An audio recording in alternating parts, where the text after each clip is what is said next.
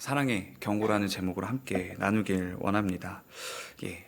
말라기는 우리가 함께 읽어서 잘 알다시피 이제 구약의 성경의 마지막 책으로 이스라엘 백성에게 이제 하나님의 말씀을 전한 예언서입니다. 말라기의 주요 내용 자체가 이제 하나님과의 그 언약 관계를 다시 회복하자라는 메시지를 담고 있죠. 말라기는 6개의 문답 설교와 1개의 경고로 이루어져 있습니다.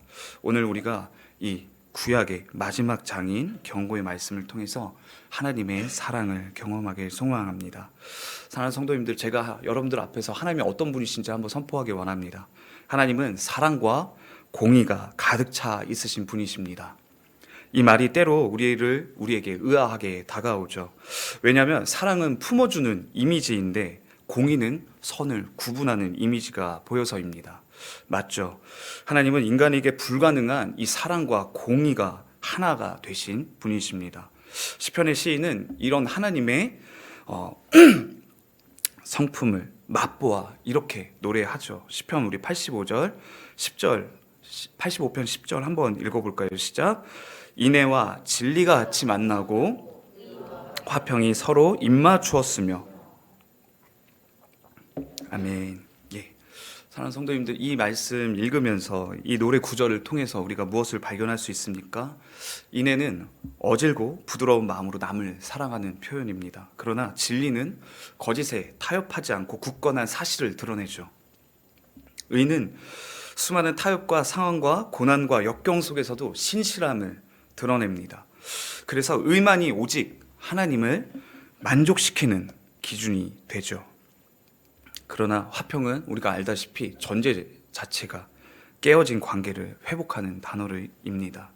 그래서 둘의 존재는 한 곳에 공존하기가 참 어렵습니다. 그러나 의로우신 하나님은 화평의 하나님이 되시며 우리가 마지막까지 읽어낸 이 구약에서 드러난 하나님의 존재 특징이 됩니다. 그 특징을 우리는 아브라함을 통해서 또 볼 수 있는데요.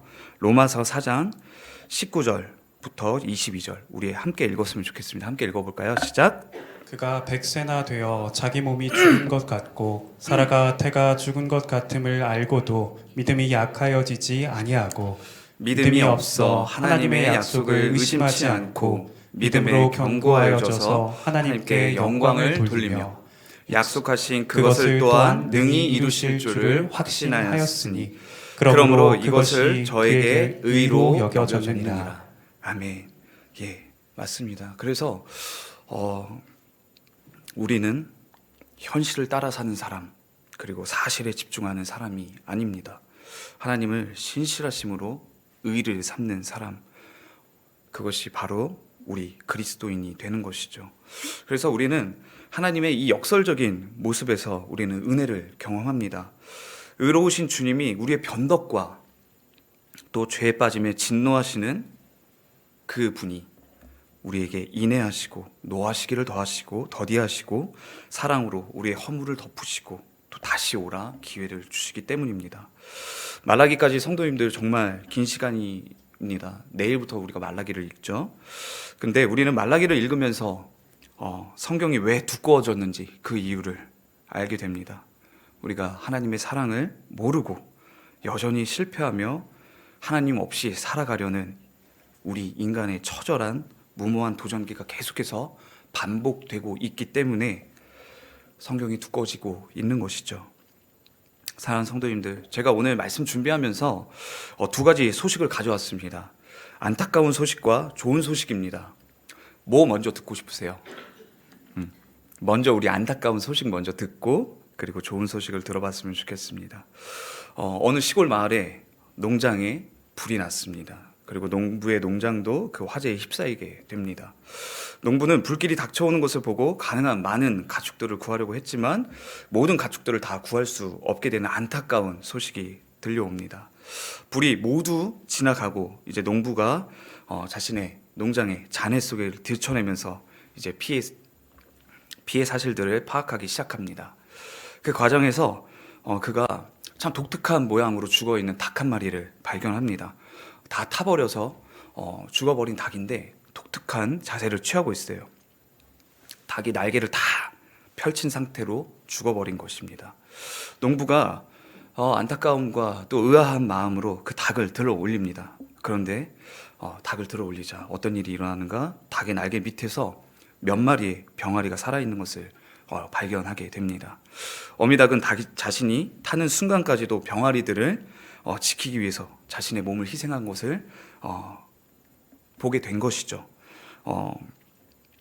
우리가 이것을 뭐라고 부릅니까? 그냥 비극이 맞죠. 너무 안타까운 이 비극의 시간 가운데서도 농부는 병아리를 지킨 닭에 대해서 감동하고 살아남은 병아리로 인해서 자신의 이 재앙으로 인한 모든 것이 소멸했음에도 불구하고 작은 소망 때문에 다시 한번 이 농장을 시작할 마음을 갖게 되는 것입니다. 안타까운 소식이 맞죠. 그럼 이번엔 좋은 소식 들려드릴게요. 이번에 파리 올림픽 여러분들 잘 보셨지 않습니까?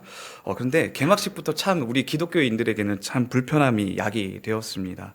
물론 이제 프랑스 문화 안에서 충분히 해석할 수 있는 그런 부분들이지만 모든 이들이 프랑스 문화를 알고 있는 그런 문화인은 아니었기 때문에 그들이 불의한 권력에 대한 저항 정신과 그리고 우리가 함께 잘 살자는 그 휴머니즘을 강조하고 자유와 화합이라는 이름으로 세상에 따로 보면은 모든 불법한 것들도 너무 아름답게 포장되는 것을 우리가 함께 보았습니다. 기독교인들에게는 불쾌함을 선사했는데 이러한 상황 속에도 한 육상 선수가 그리고 메달리스트가 되어서 자신의 경주에서 하나님을 드러냅니다. 함께 그 파리의 현장에서 인터뷰를 한번 봤으면 좋겠는데요. 영상 한번 부탁드리겠습니다. I credit all that I do to God. He's given me a gift. He's given me a drive to just want to continue to improve upon myself. And I have a platform and I want to use it to glorify Him. And so whenever I step on the track, it's always the prayer of God, let me be the vessel in which you're glorified, whatever the result is. How I conduct myself, how I carry myself, not just how I perform. And so it's just freedom in knowing that regardless of what happens, He's going to get the praise through me. And yeah, that's why I do what I do. And ultimately trusting God. I saw your face light up when Andre's face came on the screen. Can you describe just not just the love, but the partnership here through training, everything to help you through this journey? My best friend, my biggest supporter, my personal pastor. I love him more than life itself. 예, 잘 보셨죠. 너무 아름다운 소식이어서 이 인터뷰를 보면서 사실 올림픽이 전혀 하나님과는 상관없는 그런 우리만의 대회 아닙니까? 인간이 만들어낸. 그런데 그 안에서 세상이 다시 한번 하나님 없이도 우리의 한계를 극복하고 그 안에서 우리가 도전하면서 우리가 함께 이 세상을 지켜나가자, 그리고 함께 화합하고 함께 자유를 선포하자라고 외치는 그 시간 안에서 철저하게 하나님은 배격된 이 시간 안에서 한 선수가 세계 신기록을 내면서 이런 고백을 하는 것입니다. 하나님이 나의 달리기의 목적 되신다. 이 이야기가 그리고 이 교회 안에서 성도들의 가장 큰 또 위로가 되었다고 합니다. 사랑하는 성도님들, 이 소식들이 안타까움과 또는 기쁨으로 우리에게 다가오지만 오늘 읽은 말라기 이 말씀을 통해서 더욱 또렷하게 이미지화 될 것입니다. 하나님의 심판은 반드시 임하고 재앙처럼 다가오지만 그 가운데서도 하나님을 경외하는 자들은 반드시 보호받게 될 것입니다.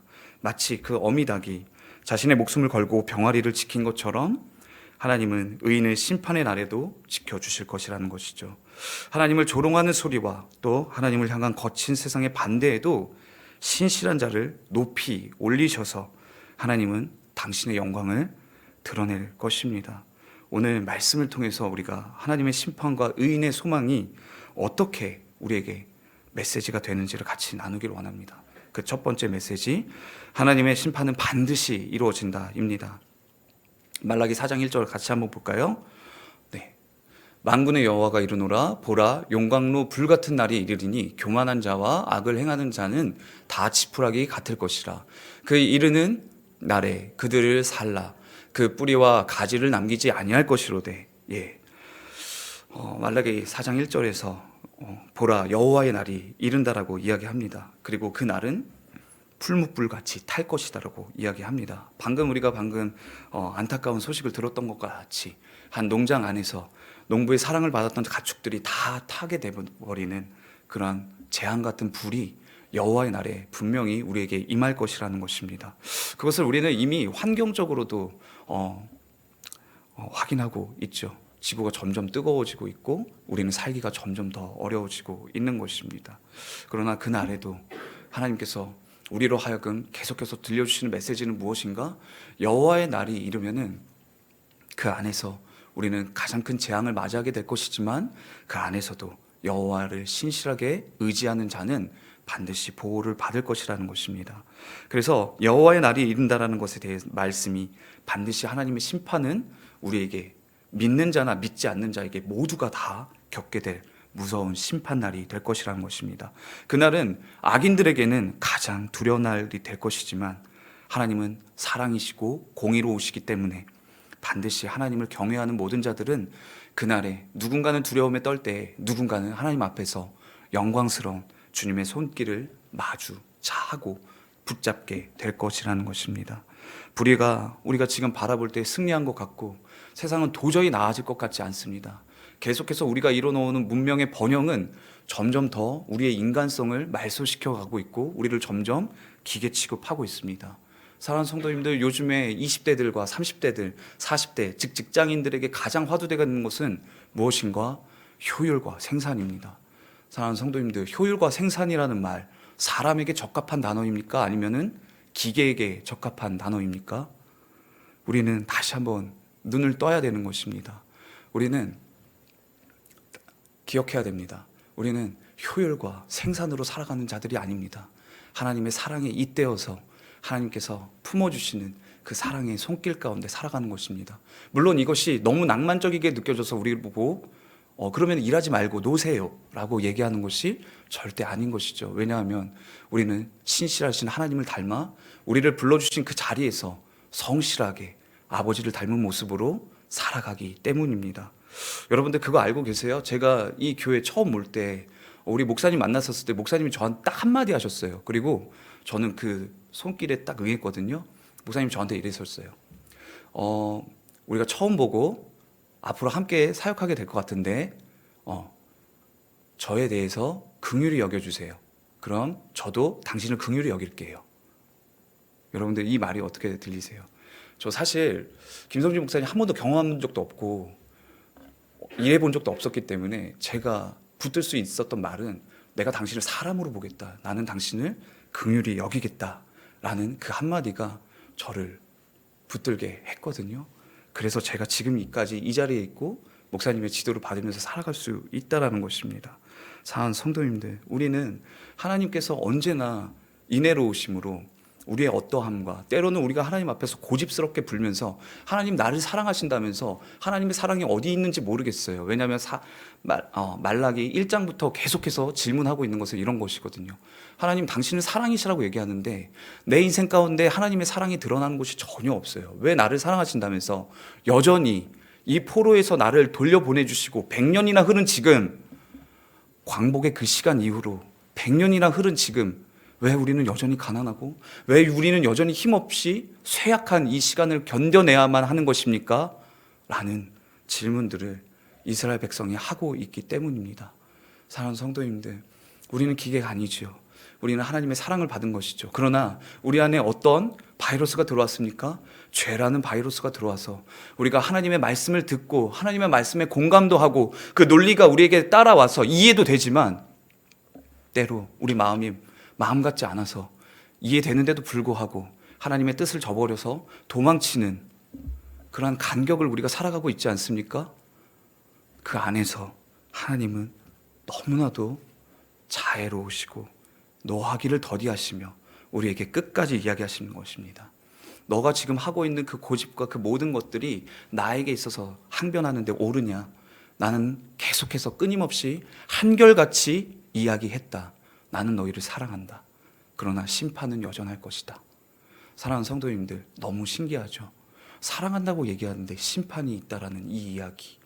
그래서 하나님이 우리의 상식으로는, 우리가 경험한 것으로는 딱 거기까지만 이해할 수 있다라는 것입니다. 오늘 우리가 이 말라기를 통해서 말라기까지 읽어오면서 참 고단하고 불편한, 그리고 내 마음이 계속해서 찔림과 어쩔 줄 모르는 그런 상황 가운데 우리가 이 통독을 이어가고 있는데 이 구약의 마지막 장 가운데서 우리가 다시 한번 또다시 우리에게 선포되고 있는 이 심판의 날 안에서 그 뒷면에 가리워진 하나님의 사랑의 마음을 발견했으면 좋겠습니다. 그래서 하나님의 심판은 결국 그분의 사랑과 거룩함과 공의를 반영하는 것입니다. 이 심판은 우리의 죄를 외면하지 않으시는 하나님의 정의로운 성품에서 비롯되는 것이죠. 우리는 하나님 앞에 감출 수 있는 죄가 없습니다. 그분의 심판은 모든 우리 안의 불의들을 밝히 드러낼 것이에요. 그러나 이 심판의 경고는 단순히 우리로 하여금 두려움을 주기 위한 것이 아니라는 것입니다. 사랑하는 여러분들, 신약에 들어가게 되면 하나님께서는 이 말씀을 예수님을 통해서 계속해서 풀어주십니다. 온전한 사랑이 우리의 두려움을 내어 쫓는 것을 말입니다. 하나님을 온전하게 사랑하게 될 때에 우리는 여전히 우리 앞에 마주하고 있는 재앙이라는 또는 심판이라는 이 두려움 앞에서 하나님의 사랑에 집중하며 하나님의 그 사랑에 사로잡혀서 거룩을 우리의 삶의 의로움으로 옷 입고 살아갈 수 있게 될 것입니다. 하나님께서 이 경고를 통해서 회개와 회복의 길로 우리를 초대하시는데 시편 2장 12절은 이러한 상황에서 하나님이 우리를 향해서 이렇게 노래하고 있음을 시인이 전합니다. 같이 시편 2장 12절 읽어볼까요? 시작. 그의 아들에게 입맞추라. 그렇지 아니하면 진노하심으로 너희가 길에서 망하리니 그의 진노가 급하심이라. 여호와께 피하는 모든 사람은 다 복이 있도다. 사랑하는 여러분들, 심판은 우리에게 분명히 찾아오지만 그 심판 안에서도 하나님은 우리를 향해서 구원을 이루시는 분이시라는 것입니다. 그러니 오늘 우리에게 다가온 이 심판 앞에서 우리는 선택해야 합니다. 그의 아들에게 입맞추는 사랑을 우리가 하나님 앞에서 온전한 예배로 표현할 것인가, 아니면 우리의 고집과 하나님 없이 살아가려는 우리의 독립심 앞에서 하나님의 진노하심을 우리가 받아낼 것인가. 사랑하는 성도님들, 어떤 선택을 하시겠습니까? 주께 힘을 얻고 그 마음 가운데 시온의 대로를 입는 사람은 복이 있다라는 시편 말씀을 우리가 기억하면서 여호와께 피하는 재앙의 날과 모든 여호와의 그 날에 양과 염소가 나누어지는 그 시간 가운데 우리가 여호와께 피하는 그런 복된 사람이 되기를 간절히 축원합니다. 사랑하는 성도님들, 그러므로 우리는 이 심판의 날을 가볍게 여겨서는 안 됩니다. 오늘 우리의 삶 속에서 하나님 앞에 바로 서기 위해서 우리는 마음과 행실을 점검해야 됩니다. 그래서 말라기는 그 1장과 3장까지 무엇을 이야기하는가? 하나님 앞에서의 예배의 회복과 하나님 앞에서의 재물에 대한 온전함을, 비록 가난하다 할지라도 하나님에 대한 마음이 헛되지 아니함을 우리에게 요구하고 있습니다. 사랑하는 성도님들, 오늘 우리의 시간과 우리의 모든 하나님 앞에서의 소유를 드릴 수 있다는 것에 대한 고백이 온전해지기를 간절히 원합니다. 세상은 우리를 향해서 절대로 이해하지 못합니다. 왜 네가 열심히 노력해서 번 소득에 대해서 왜 하나님께 10분의 1이나 드려? 근데 우리는 이야기하죠. 모든 것이 다 여호와께로부터 왔어. 방금 우리가 보았던 메달리스트의 고백이 있지 않습니까? 나는 이 뜀에 있어서 하나님께서 나에게 능력을 주셨고 나로 하여금 열심히 노력하고자 하는 의지를 나에게 주셨기 때문에 나는 하나님을 위해서 나는 이 시간을 뛰고 있습니다 라고 고백했던 한 선수의 간증처럼 우리는 11조에 대해서도 우리의 신앙 고백이 있다는 것을 세상으로부터, 이 모든 반대의 소리로부터 우리는 하나님에 대한 온전한 변론을 할 수 있는 그러한 지식이 있는 성도가 되기를 간절히 원합니다. 그래서 하나님의 심판은 반드시 이루어질 것이며 그 임하시기 전에 우리는 하나님께 돌아가야 된다는 이 사인을, 이 사랑의 경고를 우리가 온전히 받아들이기 원합니다. 그러니 오늘 우리를 향해서 외치고 있는 이 심판의 메시지는 다시 한번 우리가 해석할 때에 마땅히 소망이 된다는 것을 우리로 하여금 깨닫게 합니다. 하나님은 우리를 안아주시길 원하십니다. 입맞추시는 그 사랑을 우리에게 원하십니다. 그러니 이 메시지가 우리에게 불편하게 다가오는 것은 분명하지만 우리의 반응은 하나님 앞에서 그 사랑을 느끼고 그분께 돌이키는 것만이 온전한 사랑에 대한 표현이 아니겠습니까? 오늘 다시 한번 이 말씀을 읽으실 때 하나님 앞에, 하나님 사랑합니다. 당신 앞에 입 맞추길 원합니다. 그 친밀함 가운데 거하길 원합니다. 나의 기도 안에서 내게 외쳐주십시오. 내 외로움과 내 고독함 가운데 나에게 친구 되어주시는 주님을 오늘 경험하기 원합니다. 라고 기도할 수 있는 우리 되기를 원합니다. 두 번째 메시지, 사랑의 경고 두 번째 메시지, 의인의 소망과 구원입니다. 말라기 4장 2절을 우리가 함께 읽어볼까요? 시작. 내 이름을 공의로운 치료하는 광선을 비추리니 너희가 나가서 외양간에서 나온 송아지같이 뛰리라. 예, 여기서 나오는 여호와의 이름을 경외하는 자들과 또 그들에게 행하시는 하나님의 반응은 무엇인가?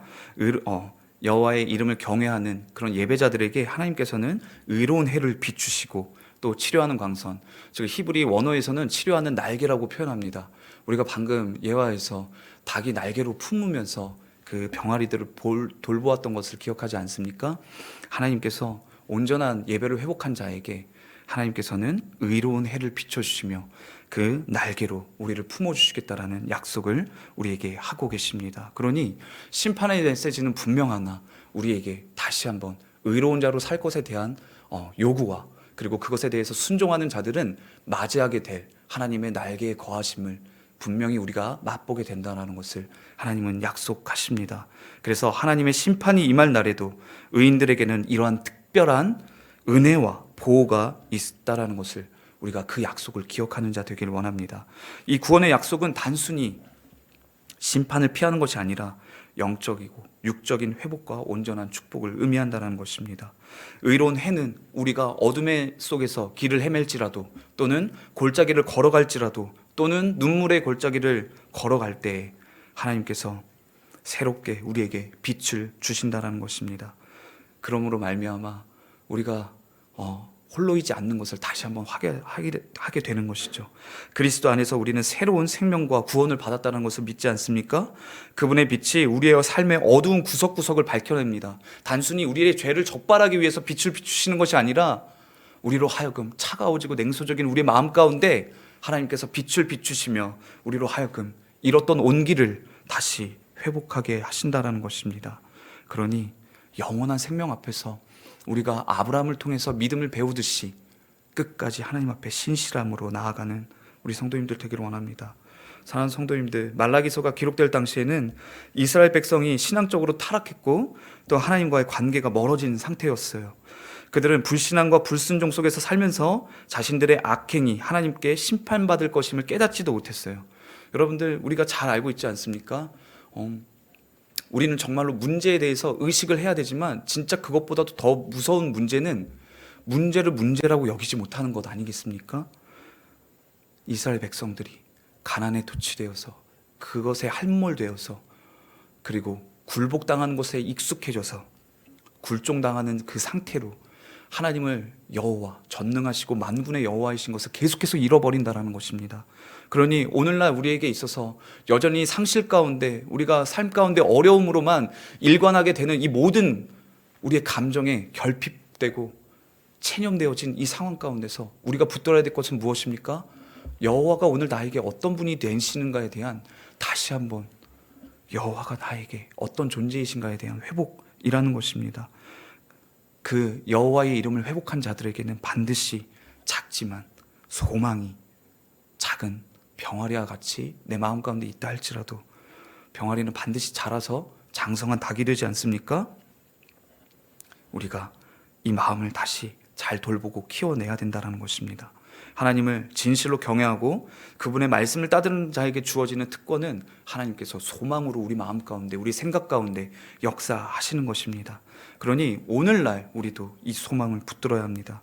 여전히 세상은 혼란스럽습니다. 악이 팽배합니다.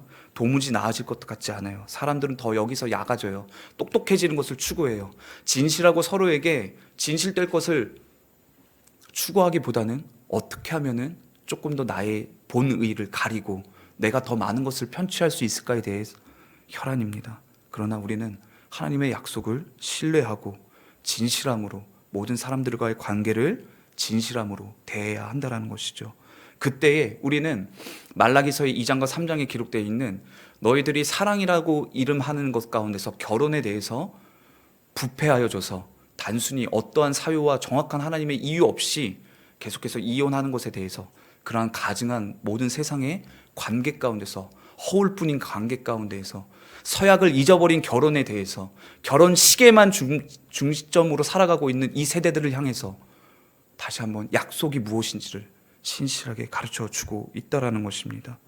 우리의 삶이 하나님의 사랑과 은혜를 반영하여 다른 이들도 그 빛을 발견하고 구원에 이르도록 도와야 한다는 것이죠. 그러니 그리스도인의 결혼식은 단순한 세레모니로 기억될 것이 아니라 서로가 서로에게 어떻게 서약하고 그 서약을 삶 가운데서 지켜나가며 하나님의 신실하심을 드러내는가에 달려 있다라는 것입니다.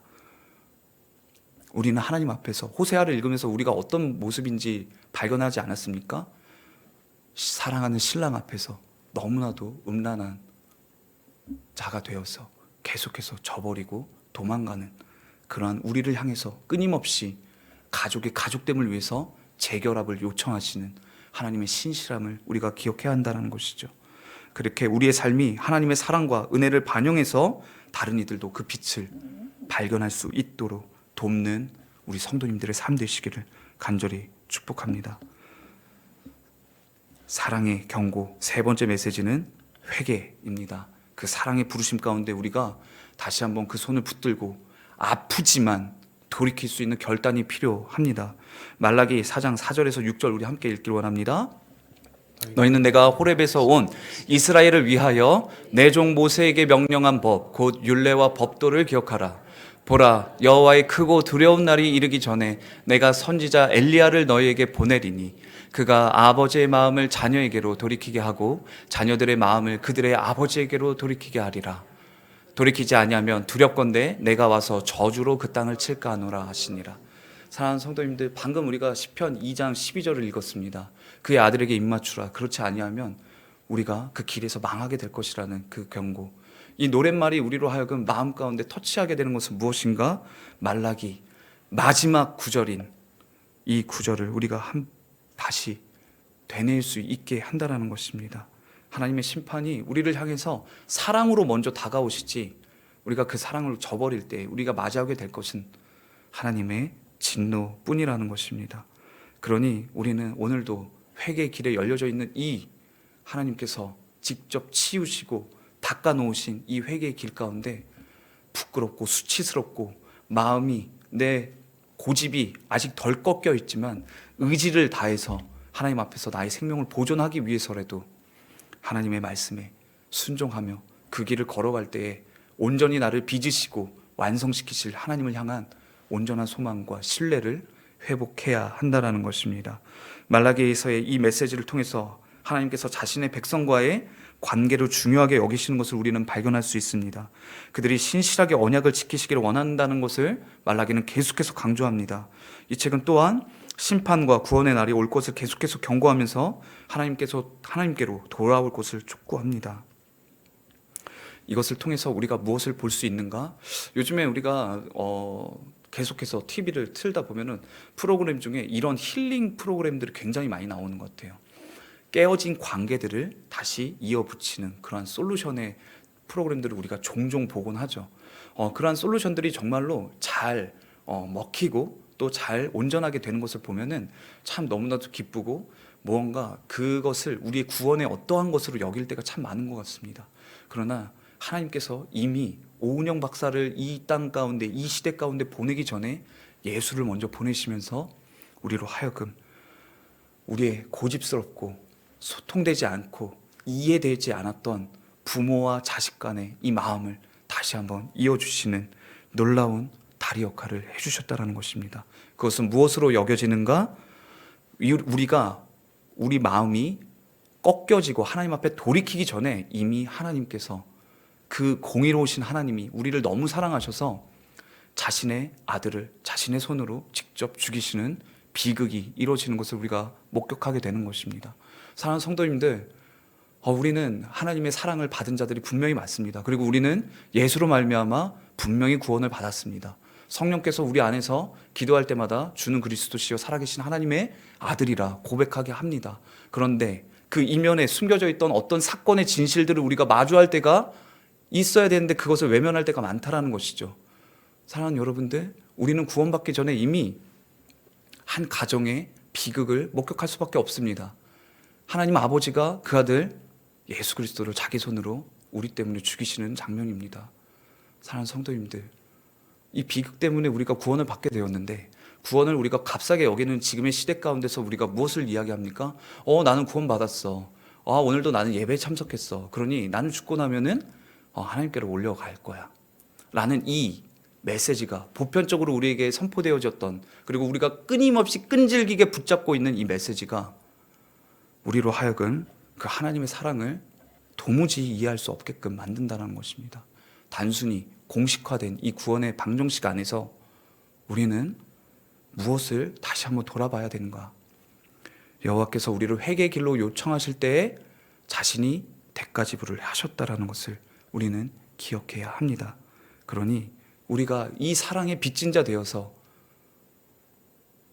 그 사랑 앞에서 온전한 순종으로, 그 사랑 앞에서 신랑을 향한 완전한 사랑을 이루어야 되지 않겠습니까? 그러니 이 말씀은 단순히 어떠한 우리를 향한 회상이나 전통과 회복을 의미하는 것이 아니라 깊은 우리의 영혼, 이 영적 회개와 하나님께로 돌아가는 것을 강조하고 있습니다. 말씀을 마쳐보려고 합니다. 이 회개를 통해서 우리는 죄의 길에서 돌이켜 하나님의 길로 인도하는 이 과정을 신실하게 따라가는 온전한 성도 되기를 간절히 원합니다. 그래서 이 메시지가 공동체적인 의미를 지니고 있다는 것을 통해서 우리 교회가 다시 한번 자녀를 돌보고, 자녀들 또한 그 사랑을 부모께 올려드림으로 말미암아 완전한 짝사랑이 아닌 완전한 진정한 사랑을 우리가 완성하는 그런 하나님의 복된 교회가 되기를 간절히 원합니다.